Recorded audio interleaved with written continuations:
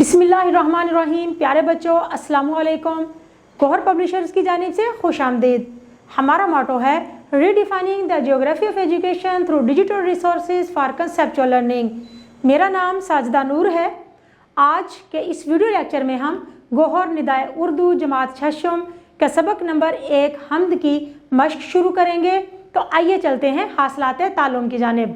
हमारे आज के इस लेक्चर के हासिलात ताल्लुम हैं समय ज़रा इबलाग, कहानी, नज़्म, वाक़या, तकरीर, ऐलान, खुतबा, गुफ्तगू, ख़बर, ड्रामा और हदायत की निशानदही कर सकें। यानी कि आप बता सकें कि जो इबारत आपको दी गई है या जो अशार आपको दिए गए हैं वो हम्द हैं, नात हैं। जो इबारत आपको दी गई है वो कहानी है, ड्रामा है, मकालमा है या फिर गुफ्तगू या हदायत है।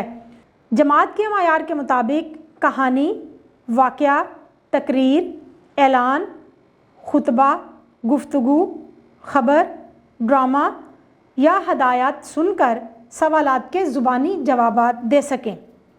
तो प्यारे बच्चों, आइए चलते हैं अपने सबक की जानिब। आज की मश्क शुरू करने से पहले मैं आपसे कुछ सवालात पूछना चाहूँगी। मेरा पहला सवाल है, कौन से अशार हम्दिया अशार कहलाते हैं? जी हाँ, बिल्कुल दुरुस्त जवाब है आपका। ऐसे अशार जिनमें शायर अल्लाह ताला की तारीफ़ बयान करे उन्हें हम्दिया अशार कहते हैं। मेरा दूसरा सवाल है, कौन से अशार नातिया अशार कहलाते हैं? जी हाँ, बिल्कुल दुरुस्त जवाब है आपका। ऐसे अशार जिनमें शायर नबी करीम ख़ातमुन नबिय्यीन सल्लल्लाहु अलैहि वसल्लम वसल्लम की तारीफ़ बयान करे उन्हें नातिया अशार कहते हैं। तो प्यारे बच्चों, आइए शुरू करते हैं हम अपनी मश्क का सवाल नंबर 4। दर्ज झेल को सुनकर जोड़ी में इन अज्जा की निशानदही करते हुए बताएं कि ये हम्द है, नात है, नज़्म है या नसर है। तो सबसे पहले मैं आपको बताऊं कि हम्द क्या होती है। तो सबसे पहले मैं आपको बताऊंगी हम्द, नात, नज़्म और नसर में फ़र्क क्या होता है। हम्द ऐसी नज़्म जिसमें अल्लाह ताला की तारीफ़ बयान की जा रही हो, हम्द कहलाती है। ऐसी नज़्म जिसमें नबी करीम ख़ातमुन नबिय्यीन सल्लल्लाहु अलैहि वसल्लम की तारीफ़ व तक़दीस बयान की जा रही हो, नात कहलाती है। नसर क्या होती है? नसर इबारत की शक्ल में होती है जिसमें कोई भी मुसन्निफ़ जो है वो अपने ख़यालात का इजहार मुफ़रद और मुरक्कब जुमलों की सूरत में मिलाकर करता है। ये एक इबारत की शक्ल में लिखी जाती है। और अब है नज़्म। नज़्म भी किसी शायर के तख़य्युल का इजहार होता है, लेकिन इसमें ले और सुर होता है, इसमें काफ़िया और रदीफ़ इस्तेमाल किए जा रहे होते हैं और ये एक सुर की शक्ल में होती है। तो आइए देखते हैं अपने मश्क में जो हमें सरगर्मी दी गई है उनमें से कौन सी चीज़ जो है वो नज़्म है, कौन सा हम्द है, कौन सा नसर है और कौन सी नात है। सबसे पहले हम अलिफ में कुछ अशार पढ़ेंगे और आप मुझे बताएंगे कि ये अशार हम्द से ताल्लुक़ रखते हैं, नात है या नसर। बरसाता है बादल को भला कौन ज़मीन पर, गुल बूटे कहो कौन उगाता है मेरा रब, एक पर्दा शब को कौन गिराता है सरे शाम, सूरज का दिया कौन जलाता है मेरा रब। तो नज़म का मफ़हूम, इन अशार का अगर हम मफ़हूम समझें तो इसमें अल्लाह ताला की तारीफ़ व तौसीफ़ बयान की जा रही है कि कौन है जो बादल को ज़मीन पर बरसाता है, फूल और फल उगाता है, दरख्त उगाता है, कौन है जो शाम पे बनाता है, रात बनाता है, और कौन है जो सुबह के वक्त फिर सूरज तलू करता है, यकीनन मेरा रब। तो इन अशार में अल्लाह ताला की तारीफ़ बयान की जा रही है। तो ये अशार कहाँ से हैं? हम्द से लिए गए हैं। ये अशार हम्द हैं। आगे हम देखेंगे बे में कुछ अशार दिए गए हैं।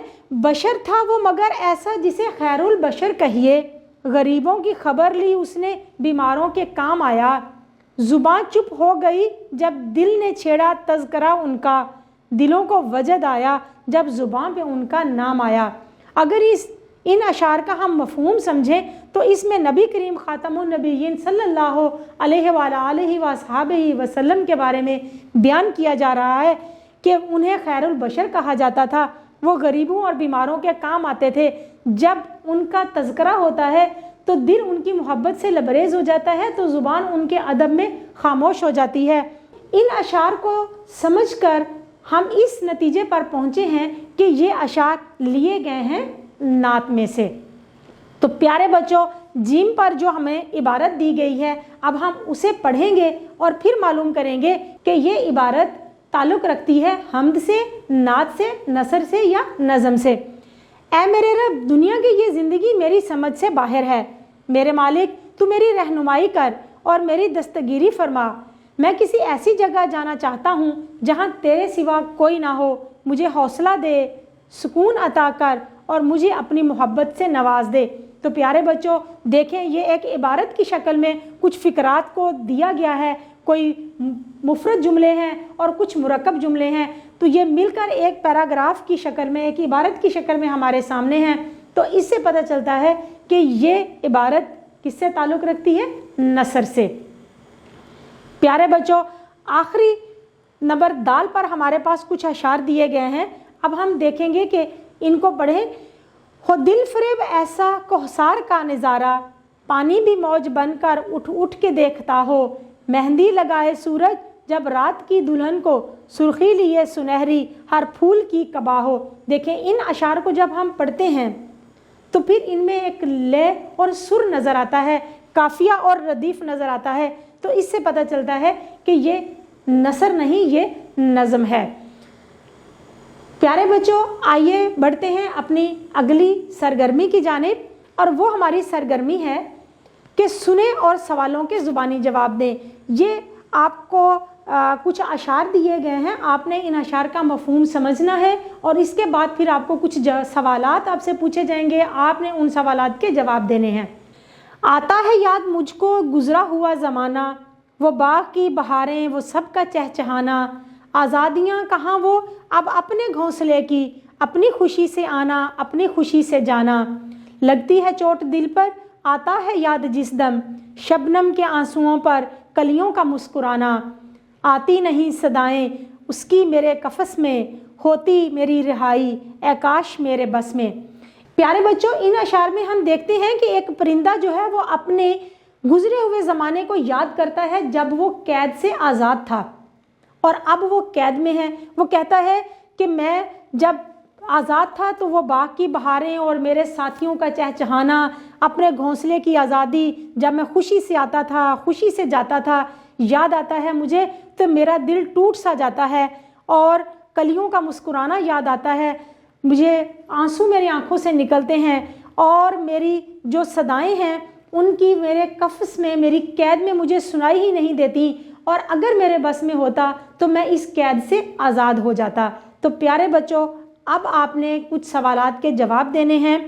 पहला सवाल है, गुजरे हुए ज़माने में शायर को क्या याद आता है? जवाब है, शायर को बाग की बहारें और सबका चहचहाना याद आता है। दूसरा सवाल है, सुनकर क्या अंदाज़ा होता है कि परिंदा कहाँ है? जवाब है, सुनकर अंदाज़ा होता है कि परिंदा कफ्स यानी कि कैद में है। तीसरा सवाल है, परिंदा किस ख्वाहिश का इजहार कर रहा है? जवाब है, परिंदा कैद में रिहाई की ख्वाहिश का इजहार कर रहा है। प्यारे बच्चों, हमारी अगली सरगर्मी है पढ़ें और लिखें। आपके पास कुछ अशार दिए गए हैं, उन अशार की आपने तशरीह करनी है। तो हमारा पहला शेर है, ए दो जहां के वाली, ए गुलशनों के माली। मफ़हूम समझेंगे हम इस शेर का। इस शेर में अल्लाह ताला से मुखातिब होकर शायर कहता है कि ए अल्लाह, आप दोनों जहानों के मालिक हैं और सारी दुनिया के जो गुलशन हैं उनके माली हैं। हफीज़ जालंधरी खालिक़े कायनात की हम्दो सना बयान करते हुए तशरीह तलब शेर में कहते हैं कि तमाम तारीफ़ें उस अल्लाह के लिए हैं जो तमाम जहानों का मालिक है। ये दुनिया और मौत के बाद आने वाली आखिरत की दुनिया, दोनों का मालिक और बादशाह अल्लाह ताला है। शायर इस कायनात को गुलशन से तशबीह देते हुए कहते हैं कि जिस तरह एक माली अपने बाग की आबियारी बड़ी मोहब्बत और फ़िक्र के साथ करता है, इसी तरह अल्लाह ताला भी तमाम बागों के माली हैं और अपनी मखलूक के लिए सरापाए रहमत और लुत्फ़ो करम हैं। जी तो प्यारे बच्चों, दूसरा शेर है, ہر شے میں ہم نے دیکھا تیرے کرم کا سایہ۔ مفہوم سمجھیں گے اس شعر کا؟ اس شعر میں شاعر اللہ تعالیٰ سے مخاطب ہو کر کہتے ہیں کہ اے اللہ، ہم نے کائنات کی ہر چیز میں آپ کا کرم دیکھا، آپ کا رحم دیکھا۔ اس شعر میں شاعر حفیظ جالندھری اللہ تعالیٰ کی حمد و ثنا بڑے عقیدت مندانہ انداز میں بیان کر رہے ہیں۔ اللہ تعالیٰ اس عظیم الشان کائنات کے خالق ہیں، آپ رب العالمین ہیں، آپ کے کرم اور رحمت کا سایہ ہر شے میں نظر آتا ہے۔ اگر ہم غور و فکر کریں تو دنیا کی کوئی چیز بغیر کسی فائدہ یا حکمت کے پیدا نہیں کی گئی۔ ہر شے میں اللہ تعالیٰ نے انسان کے لیے فائدہ رکھا ہے۔ اب یہ ہمارا فرض ہے کہ ہم اللہ تعالیٰ کی ان نوازشوں اور نعمتوں کا شکر ادا کریں اور اس کی عبادت اور بندگی کا حق ادا کریں۔ جی پیارے بچوں، اگلا شعر ہے، ہر ایک غلام تیرا پیارا ہے نام تیرا۔ پیارے بچوں، شعر کا مفہوم سمجھیں گے۔ اس شعر میں شاعر کہتے ہیں کہ دنیا کی ہر چیز، چاہے انسان ہیں، حیوان ہیں، جاندار ہیں یا بے جان ہیں، سب اللہ تعالیٰ کے غلام ہیں اور اللہ کا نام سب سے پیارا ہے۔ اس شعر میں شاعر حفیظ جالندھری اللہ تعالیٰ کے ساتھ اپنی محبت اور عقیدت کا اظہار کرتے ہوئے کہتے ہیں کہ اللہ تعالیٰ اس عظیم الشان کائنات کے خالق و مالک ہیں۔ اللہ کی ذات اس کائنات میں سب سے بڑی ہے اور پوری کائنات اس کی محتاج ہے۔ وہ سب کے آقا ہیں۔ دنیا کی ساری چمک دمک اور رنگا رنگی اسی کی وجہ سے ہے۔ ہم سب اللہ تعالیٰ کے عاجز بندے ہیں، اس کے غلام ہیں۔ اللہ تعالیٰ کا نام سب سے اچھا اور پیارا ہے۔ ہمارے لیے یہ نام باعث سکون و اطمینان ہے۔ پیارے بچوں، امید ہے کہ آپ کو آج کا یہ ویڈیو لیکچر بہت اچھی طرح سے سمجھ آ گیا ہوگا۔ اپنے تعلم کو پختہ کرنے کے لیے اپنے سبق کو دہرانا مت بھولیے گا۔ انشاءاللہ اگلی ویڈیو میں اگلے لیکچر کے ساتھ پھر ملیں گے۔ تب تک کے لیے اللہ حافظ۔